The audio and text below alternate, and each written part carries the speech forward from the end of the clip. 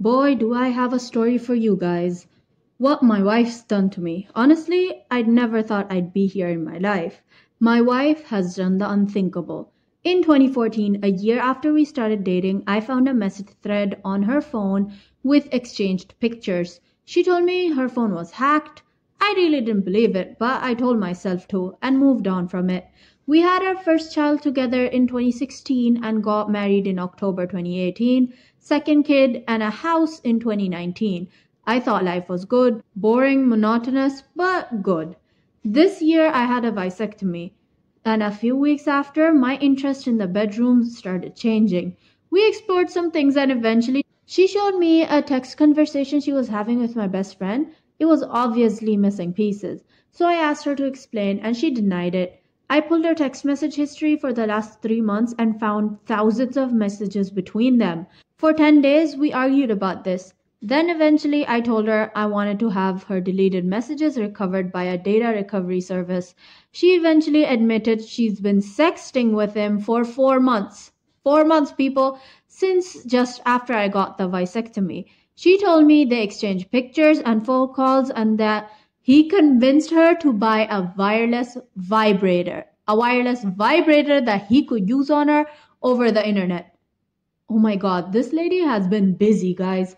Several days later, when she realized I was still gonna get her phone messages recovered, she admitted she had sex with a former coworker of hers. She said she did it earlier this year. 3 days later, she tells me there's more. She tells me that she didn't really have sex with that coworker this year. It was actually in 2019. And that she also met up with him once for a blowjob. Wow. We're not even done yet. There's more. She then told me she's been having sex with her best friend and doesn't know how long it's been going on for. She has some memory problems from a medical condition. She said it definitely started before we were married, so this lady has been cheating before they even got together. Possibly before our first kid. She also told me about another guy. Okay, she's not done yet. She has more. Who she brought into our house for the purpose of having sex with just 2 months ago. Just 2 months ago, but didn't go through with it. And eventually she told me about sexting with another one of my friends and finally admitted to the sexting back in 2014. Ooh, there's more. The data recovery of her phone failed. I looked at all her Facebook message history, Google location history, and other digital histories. I discovered one additional person she was sexting with. Okay, she wasn't done with all that. She wanted more. A female that she forgot about. I'm so worried that there are more things that she forgot about. I also discovered a lot of upsetting timeline facts. The time she had sex with her coworker while she was about 36 weeks pregnant.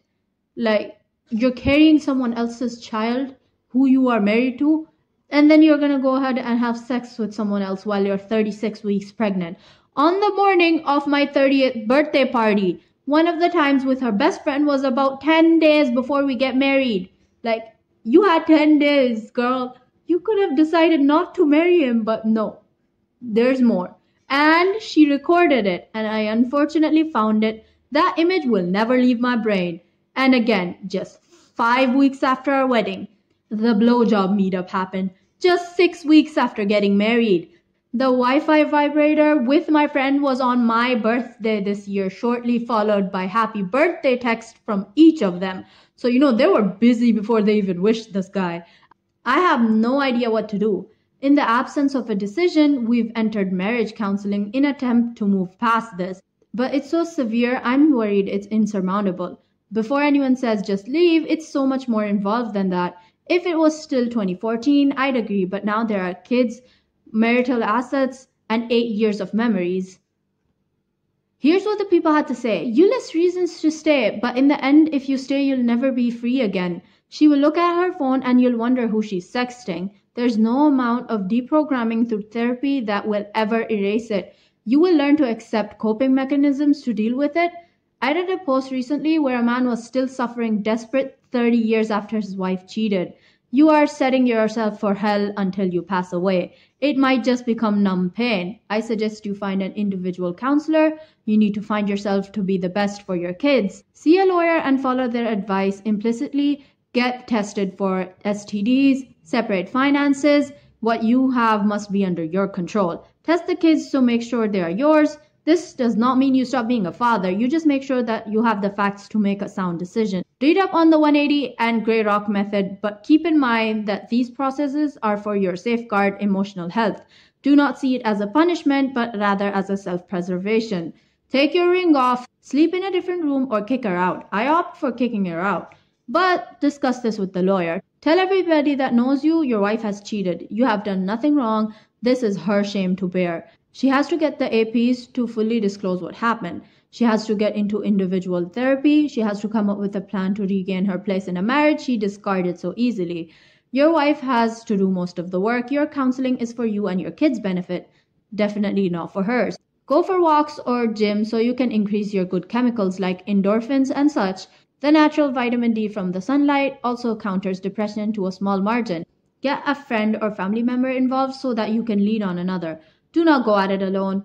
Your wife cannot be trusted to have your best interests at heart, which she proved by performing the most devastating acts of betrayal. You have to see her as an imposter now, and that imposter wants to ruin your world. Do not back down when the begging starts. Here's what someone else had to say. Plus, document and keep absolutely all evidence of her activities. You will most likely need this when it comes time to separating and going for custody. It would seem that a lot of their friends know because she has been effing with them too. Okay guys, tell me your thoughts on this wild story in the comments. If you are still watching, it would mean a lot if you could hit the like button and subscribe to my channel for more videos like this. My stepmom wanted my mother's ring. So I'm 20 female. My mother died when I was 11, one day after my birthday to be precise. It was a really hard loss and I miss her every day since. My father didn't leave much of our belongings since it hurt him too much. Around a year and a half after she died, he remarried. Long story, but that was a mistake and they divorced this year. The woman he married hated me. I don't know what it was or why she hated me. Whenever we went shopping, she would tell my father not to spend much money on me since I am a spoiled brat anyways and don't deserve anything. When I liked something or wanted something, she'd automatically snatch it out of my hands and throw it back on the shelf telling me it's too good for me or she would get it for herself. Same with perfume, which triggered me the most eventually, but the actual story is probably the worst of all. When I turned 17, my father sat me down and gave me my mother's jewelry collection. The only thing he kept was her wedding ring. He recently told me 3 years later that he did so because he had a feeling my stepmother and stepbrother were snooping for it.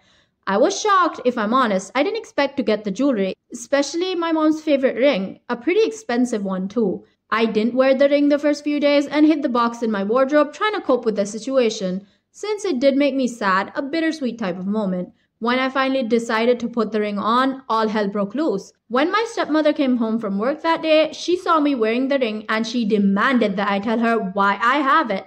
I simply left the room not wanting to argue. When my dad came home, she mentioned it while we were sitting at the dinner table thinking I stole it from my father so he would punish me and belittle me. He looked at her and told her to drop it. Later in the evening, I heard her yelling and screaming, telling my father that she deserved it more. I could go without and shut my bratty spoiled mouth so he should just demand everything back. I was laughing in my room because that was just ridiculous. My dad then yelled at her to shut her mouth and never demand anything that belonged to my mother or me ever again. I was there first. One of the only times my father actually stood up for me. Also wanted to add, my mother passed away when she was 42, almost going 43. She had me at the age of 32. I'm currently 20 and this particular event happened when I was 17. Now here's what the people had to say. I think I would have asked your dad to set up a safety deposit box for you to keep them in because I sure wouldn't trust her to not steal any of it. OP replied, the mom isn't really in the picture anymore. She didn't get the ring, but I still agree with getting a safety deposit box as the ring's sentimental value far outweighs its monetary value. Someone else said, yeah, but they only divorced this year. OP's early 20s, and this happened when OP was 17, so stepmom was around for a few more years after this. So guys, tell me your thoughts on this story in the comments. Okay guys, that is all we have for today. If you did enjoy the video, make sure you leave a thumbs up as it really does help my channel a lot. And comment down below your thoughts or your favorite parts of the story.